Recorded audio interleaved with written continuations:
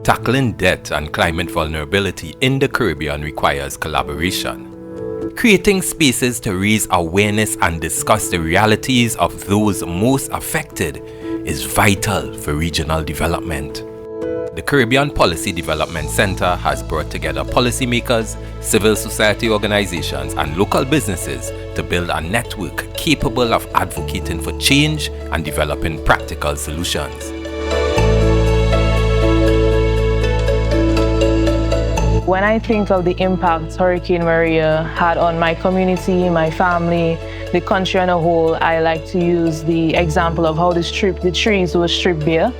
It showed us the vulnerabilities that we may not have noticed that we had before. It did show while in the midst of troubles, we are able to be resilient through coming together as a community, because our community was isolated for a certain period of time. As the trees and the flowers grew back and we got electricity months later, we had to rely on each other.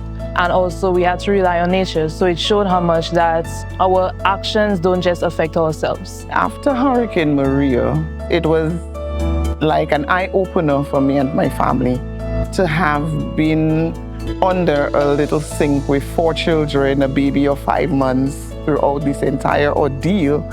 It spoke volume because we did not realize that we would have survived it. Really and truly, after that, the community came together, and the help that we got from neighbors, from the government, that spoke volume to us and our family and the community. Recently, Hurricane Beryl wreaked havoc in the region and devastated the livelihoods of many. In Barbados, the local fishing sector experienced damages and losses to approximately 67% of registered fishing boats. Authorities in Jamaica estimated US $16 million in agricultural damage, affecting around 45,000 farmers. In St. Vincent and the Grenadines, destruction was not limited to any particular sector, service, or people.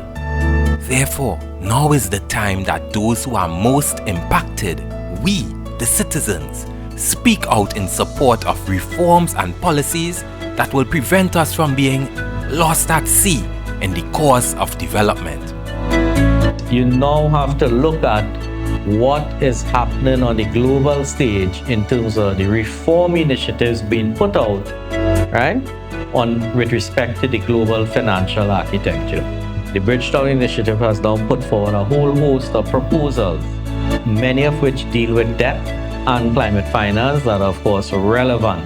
The initiatives coming from what is called the V20, which is no longer 20, 68 countries now, but these are countries that are very climate vulnerable and need financing and have been part of a major advocacy effort to try and change the international financial system.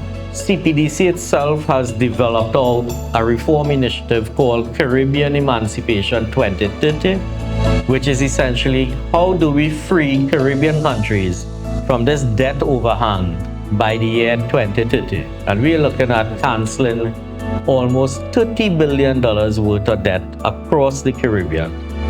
And in exchange for that debt cancellation, we will use the monies to invest in climate resilience activities. Building a resilient Caribbean is a shared responsibility. Every voice matters and every action counts.